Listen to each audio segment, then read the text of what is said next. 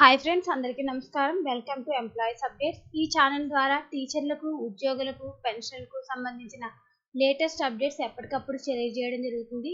ఈ వీడియో కనుక మీకు నచ్చినట్లయితే లైక్ చేయండి, షేర్ చేయండి, అలాగే మన ఛానల్ను సబ్స్క్రైబ్ చేసుకోండి.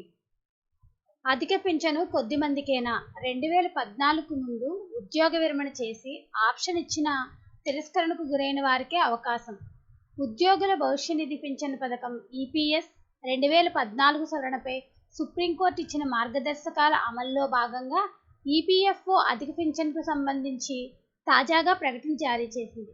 సుప్రీం తీర్పులోని పేరా 44/5, 44/6 అమలుపై గురువారం ఈపీఎఫ్ఓ పింఛన్ల విభాగం అదనపు కేంద్ర పీవీఎఫ్ కమిషనర్ అనిమేష్ మిశ్రా మార్గదర్శకాలను జారీ చేశారు. 2014 సెప్టెంబర్ 1కు ముందు ఉద్యోగ విరమణ చేసి అధిక వేతనంపై ఈపీఎఫ్ చెల్లిస్తూ అధిక పెన్షన్కు ఆప్షన్ ఇచ్చిన వారికి మాత్రమే ఆ మార్గదర్శకాల్లో స్పష్టత ఇచ్చారు.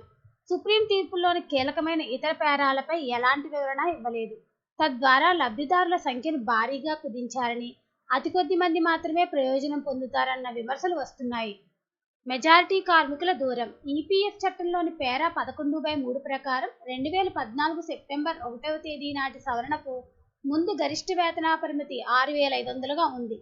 అంతకు మించి వేతనం పొందుతున్న ఉద్యోగులు దానిపై పీఎఫ్ చందా చెల్లించేందుకు చట్టంలోని పేరా 26/6 అనుమతిస్తోంది. అధిక పెన్షన్ కోసం అధిక వేతనంపై పింఛన్ నిధి ఈపీఎస్కి ఉద్యోగి తన వాటా జమ చేసేందుకు పేరా 11/3 కింద యజమానితో కలిసి జాయింట్ ఆప్షన్ ఇవ్వాలి. గతంలో పలు యాజమాన్యాలు ఈపీఎఫ్ అధికారులను సంప్రదించినా ఒప్పుకోకపోవడంతో ఈ ఆప్షన్ ఇవ్వలేకపోయారు. మరోవైపు సెప్టెంబర్ 1 తర్వాత అధిక పెన్షన్లో కొనసాగేందుకు జాయింట్ ఆప్షన్ 6 నెలలుగా ఇవ్వాలని కోరింది. అప్పటికే పలు యాజమాన్యాల ఆప్షన్ తిరస్కరించడంతో ఉద్యోగులు, యాజమాన్యాలకు అవకాశం లేకుండా పోయింది. ఇదే విషయమై కార్మికులు, ఉద్యోగులు చేసిన అప్పీలుకు స్పందించి సుప్రీంకోర్టు పలు మార్గదర్శకాలు జారీ చేసింది. 2014 నాటి సవరణకు ముందు అధిక పెన్షన్ కోసం అధిక వేతనంపై ఈపీఎఫ్కు చందా చెల్లిస్తున్న వారు ఈపీఎస్లో చేరేందుకు మరికొంతమంది సమయం ఇచ్చింది. 4 నెలల్లోగా యజమానితో కలిసి ఆప్షన్ ఇవ్వాలని సూచించింది. ఉమ్మడి ఆప్షన్ ఇచ్చాక ఈపీఎఫ్ ఖాతాలో నగదును ఈపీఎస్లోకి మళ్లించాలని తెలిపింది. సుప్రీంకోర్టు తీర్పుపై పార్లమెంటులోనూ చర్చ జరగడంతో గురువారం ఈపీఎఫ్ఓ మార్గదర్శకాలు జారీ చేసింది.